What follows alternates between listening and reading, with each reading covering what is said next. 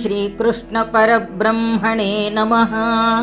श्रीमद्भगवद्गीता अथ 12ोऽध्यायः भक्तियोगः। अर्जुन उवाच एवं सततयुक्ता ये भक्तास्त्वां पर्युपासते ये चाप्यक्षरमव्यक्तं तेषां के ಯೋಗವಿತ್ತಮಾಃ। ಅರ್ಜುನನು ಹೇಳಿದನು, ಸತತಯುಕ್ತರಾಗಿ ಯಾವ ಭಕ್ತರು ನಿನ್ನ ಸಗುಣ ರೂಪವನ್ನು ನಿರಂತರ ಉಪಾಸನೆ ಮಾಡುತ್ತಾರೋ ಮತ್ತು ಯಾರು ನಿರ್ಗುಣ ಪರಬ್ರಹ್ಮವನ್ನು ಉಪಾಸನೆ ಮಾಡುತ್ತಾರೋ ಆ ಉಭಯ ಭಕ್ತರಲ್ಲಿ ಯಾವ ಭಕ್ತರು ಶ್ರೇಷ್ಠರು? ಶ್ರೀ ಭಗವಾನುವಾಚ ಮಯ್ಯಾವೇಶ್ಯ ಮನೋ ಮಾಂ ನಿತ್ಯಯುಕ್ತ ಉಪಾಸತೆ ಶ್ರದ್ಧಯಾ ಪರಯೋಪೇತಾಃ ತೇ ಮೇ ಯುಕ್ತತಮಾ ಮತಾಃ। ಶ್ರೀ ಭಗವಂತನು ಹೇಳಿದನು, ಯಾರು ನನ್ನಲ್ಲಿಯೇ ಮನಸ್ಸನ್ನು ನಿಲ್ಲಿಸಿ ನಿತ್ಯಯುಕ್ತರಾಗಿ ಪರಮಶ್ರದ್ಧೆಯಿಂದ ನನ್ನ ಸಗುಣ ರೂಪ ಉಪಾಸನೆ ಮಾಡುತ್ತಾರೋ ಅವರು ಯುಕ್ತತಮರೆಂದು ನನ್ನ ಅಭಿಮತ। ಯೇ ತ್ವಕ್ಷರಮನಿರ್ದೇಶ್ಯಂ ಅವ್ಯಕ್ತಂ ಪರ್ಯುಪಾಸತೆ ಸರ್ವತ್ರ ಗಮಚಿಂತ್ಯಂಚ ಕೂಟಸ್ಥಮಚಲಂ ಧ್ರುವಂ ಸನ್ನಿಯಮ್ಯೇಂದ್ರಿಯಗ್ರಾಮಂ ಸರ್ವತ್ರ ಸಮಬುದ್ಧಯಃ ತೇ ಪ್ರಾಪ್ನುವಂತಿ ಮಾಮೇವ ಸರ್ವಭೂತಹಿತೇ ರತಾಃ। ಇಂದ್ರಿಯ ಸಮುದಾಯವನ್ನು ನಿಗ್ರಹಿಸಿ ಸರ್ವಕಾಲದಲ್ಲಿಯೂ ಸಮಬುದ್ಧಿಯುಳ್ಳವರಾಗಿ ಸರ್ವಭೂತಹಿತರಾಗಿ ಅಕ್ಷರವು ಅಗೋಚರವು ಅಚಿಂತ್ಯವು ವ್ಯಾಪಕವು ಕೂಟಸ್ಥವು ಅಚಲವು ಧ್ರುವವೂ ಆದ ಅವ್ಯಕ್ತ ನಿರ್ಗುಣ ತತ್ವವನ್ನು ಉಪಾಸನೆ ಮಾಡುವವರೂ ಸಹ ನನ್ನನ್ನೇ ಪಡೆದುಕೊಳ್ಳುತ್ತಾರೆ। ಕ್ಲೇಶೋಧಿಕತರಸ್ತೇಷಾಂ ಅವ್ಯಕ್ತಾಸಕ್ತಚೇತಸಾಂ ಅವ್ಯಕ್ತಾ ಹಿ ಗತಿರ್ದುಃಖಂ ದೇಹವದ್ಭಿರವಾಪ್ಯತೆ। ನಿರ್ಗುಣೋಪಾಸಕರಿಗೆ ಕಷ್ಟವು ಹೆಚ್ಚು, ಏಕೆಂದರೆ ದೇಹಾಭಿಮಾನವುಳ್ಳವರಿಗೆ ನಿರ್ಗುಣೋಪಾಸನೆಯು ಪ್ರಯಾಸಕರವಾಗಿದೆ।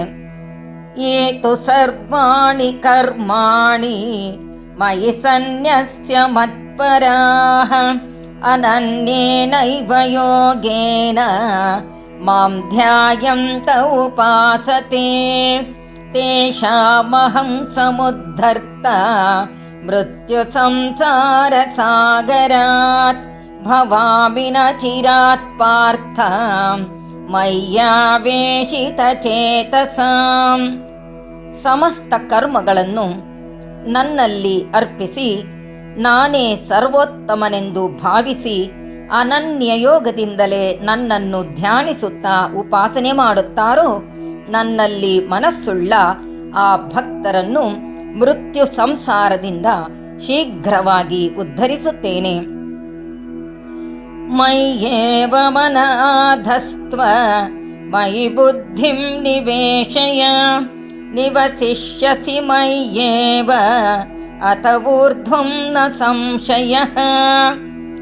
ನನ್ನಲ್ಲಿಯೇ ಮನಸ್ಸು ಬುದ್ಧಿಗಳನ್ನು ಸ್ಥಿರ ಮಾಡು, ಅನಂತರ ನನ್ನಲ್ಲಿಯೇ ನಿವಾಸ ಮಾಡುವೆ, ಇದರಲ್ಲಿ ಸಂಶಯವಿಲ್ಲ।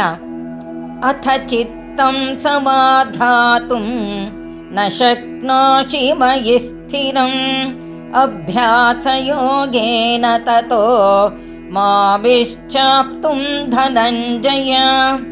ಅರ್ಜುನ, ಒಂದು ವೇಳೆ ಚಿತ್ತವನ್ನು ನನ್ನಲ್ಲಿಡಲು ಸಾಧ್ಯವಾಗದಿದ್ದರೆ ಅಭ್ಯಾಸ ಯೋಗದಿಂದಲಾದರೂ ನನ್ನನ್ನು ಪಡೆಯಲು ಇಚ್ಛಿಸು। ಅಭ್ಯಾಸೇಪ್ಯಸಮರ್ಥೋಸಿ ಮತ್ಕರ್ಮ ಪರಮೋ ಭವ ಮದರ್ಥಮಪಿ ಕರ್ಮಾಣಿ ಕುರ್ವನ್ ಸಿದ್ಧಿಮವಾಪ್ಸ್ಯಸಿ।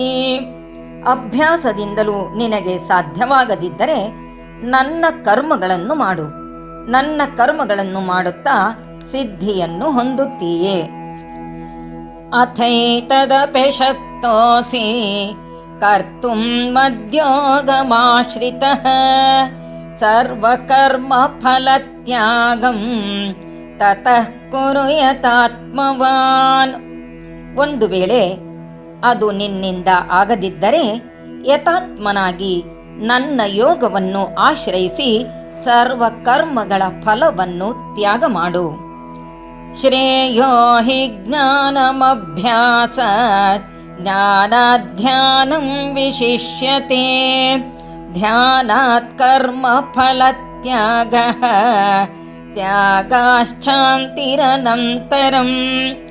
ಏಕೆಂದರೆ ಅಭ್ಯಾಸಕ್ಕಿಂತ ಜ್ಞಾನವು ಶ್ರೇಷ್ಠ, ಜ್ಞಾನಕ್ಕಿಂತ ಧ್ಯಾನವು ಶ್ರೇಷ್ಠ, ಧ್ಯಾನಕ್ಕಿಂತ ಕರ್ಮ ಫಲತ್ಯಾಗವು ಶ್ರೇಷ್ಠ.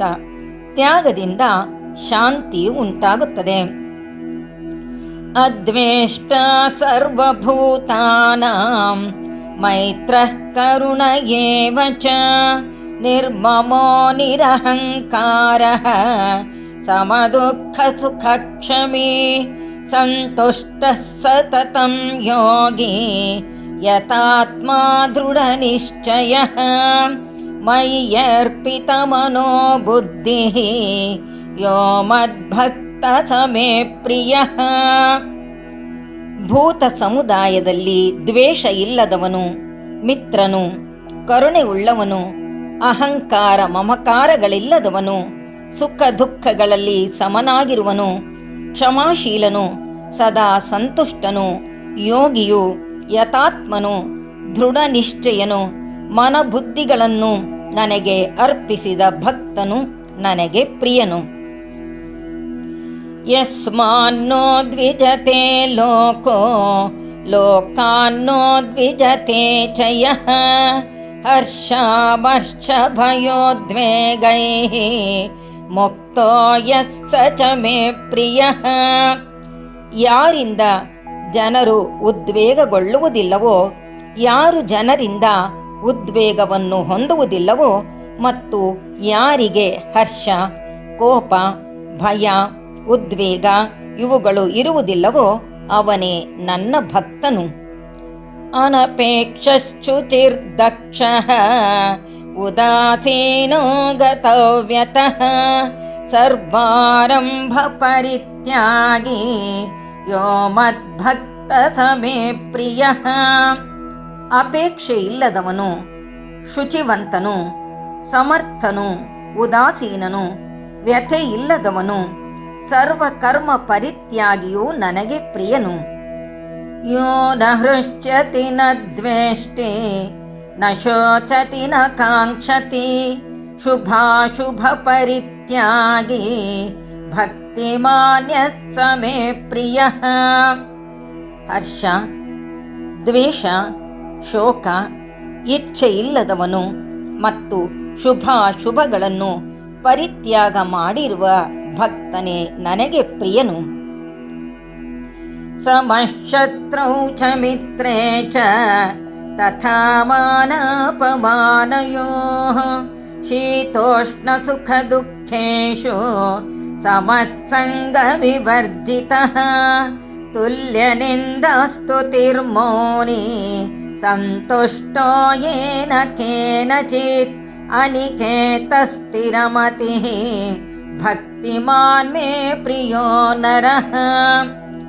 ಶತ್ರು ಮಿತ್ರರಲ್ಲಿ ಸಮಬುದ್ಧಿಯುಳ್ಳವನು, ಮಾನಾಪಮಾನ, ಶೀತೋಷ್ಣ ಸುಖ ದುಃಖಗಳಲ್ಲಿ ಸಮನಾಗಿರುವವನು, ಆಸಕ್ತಿ ಇಲ್ಲದವನು, ಸ್ತುತಿ ನಿಂದೆಗಳಲ್ಲಿ ಸಮಭಾವನೆಯುಳ್ಳವನು, ಮೌನಿಯು, ಇರುವುದರಲ್ಲಿ ಸಂತುಷ್ಟನು, ಇಲ್ಲಿಯೇ ಇರಬೇಕೆಂಬ ನಿಯಮ ಇಲ್ಲದವನು, ಸ್ಥಿರಬುದ್ಧಿಯುಳ್ಳವನು ಆಗಿರುವ ಭಕ್ತನೇ ನನಗೆ ಪ್ರಿಯನು.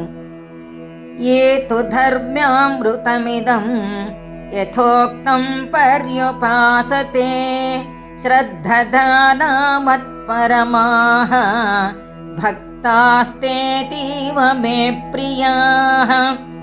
ಯಾವ ಭಕ್ತರು ಶ್ರದ್ಧೆಯುಳ್ಳವರಾಗಿ ನನ್ನನ್ನೇ ನಂಬಿಕೊಂಡು ಈ ಮೇಲೆ ಹೇಳಿದ ಧರ್ಮ್ಯಾಮೃತವನ್ನು ಉಪಾಸನೆ ಮಾಡುತ್ತಾನೆಯೋ ಅವನು ನನಗೆ ಅತ್ಯಂತ ಪ್ರಿಯನು.